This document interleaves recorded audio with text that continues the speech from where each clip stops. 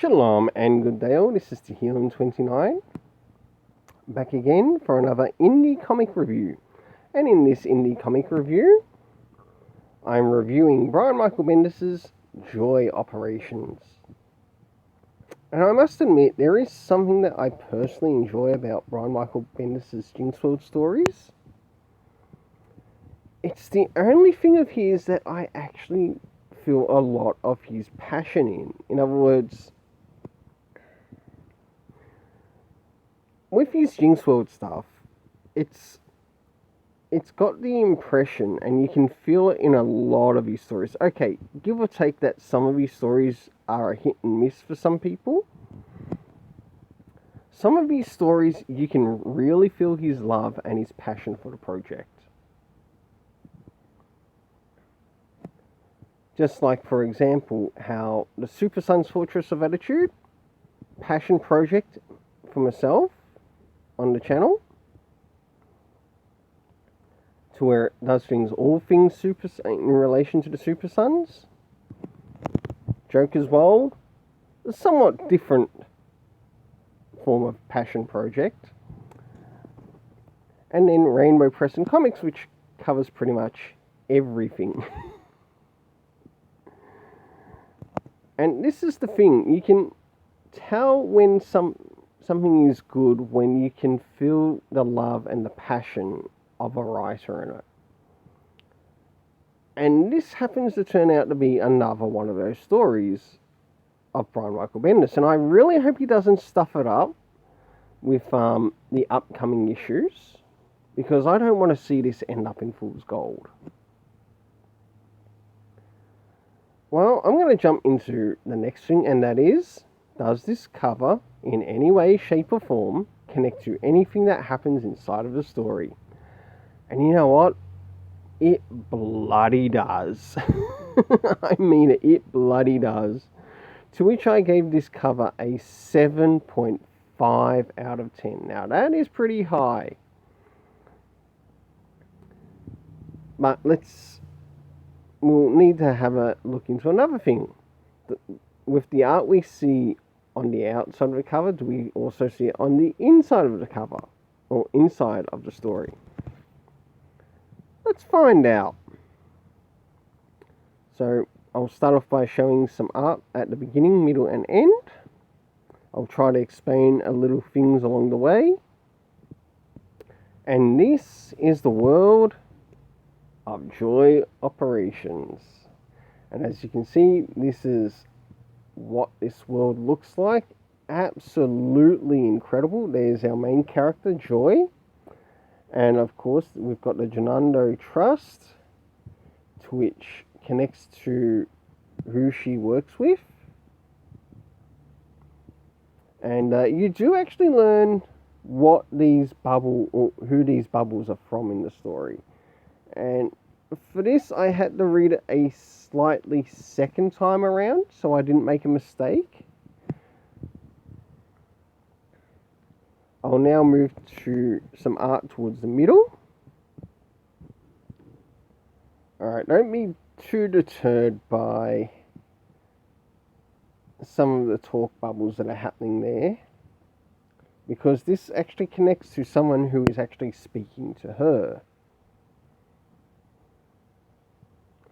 I will give Brian Michael Bendis this. I think he somewhat learnt a little bit more to remember, okay, sometimes we don't need a lot of talk bubbles. And there are the rare occasions where you might need a little bit extra. Rare occasions. Not all occasions, but rare occasions.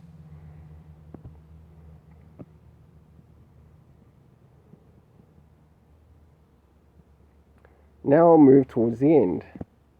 And this is some art towards the end. Okay, it is a little bit extra on some of the talk.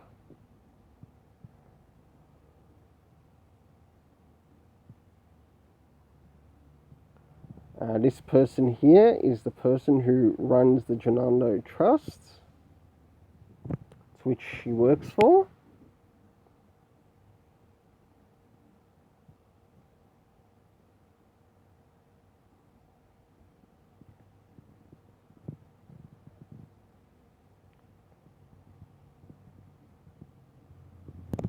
Alright, and that is all the art. For this, I really enjoyed the art which Stephen Byrne did, and it is a huge 7.5 out of 10 from me, because both internally as well as externally, this art was amazing. Now it's time to jump into the area of the story. Now, seeing with this, there is no need for any comic references, not until issues 2 and onwards. So that's the only time where that will come in. So moving into first things first, did Brian Michael Bendis cover anything in relation to time? No, he didn't, but did it affect the story, let alone the story rating? No, it didn't. What about in regards to location? Well, we did get the location of the Genando Trust, to which Joy ended up going to. And we also learnt about her and the cast of characters, and even a character that somewhat made an appearance in this story too. But only an appearance, but not shown or met up personally.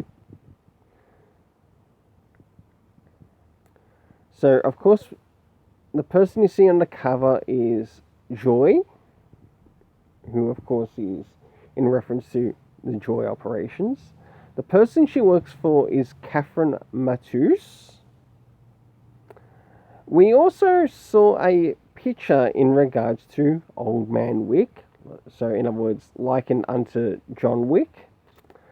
And the person that was doing the word salad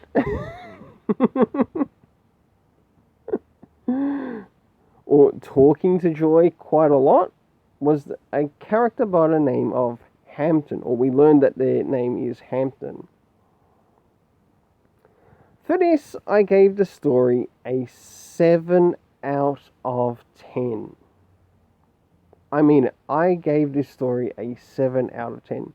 I really hope that the next issue is as good as the first issue, to which that 7 out of 10 will begin to maybe move into 7.5, maybe even 8 out of 10. Because I really liked what happened here. About the only thing I'd sort of change in this is our introduction to Joy. Because I think it would be really nice if you had the character of Catherine Matthews at the beginning of the story communicating to Joy, just to have her interact with not only her, or not only have her interact with her boss, but also have her interact to maybe point out where she is in her location. That's the only thing that I would sort of change in this story. Apart from that, I really like this issue. And until then, let's keep it colourful and have yourself an awesome day.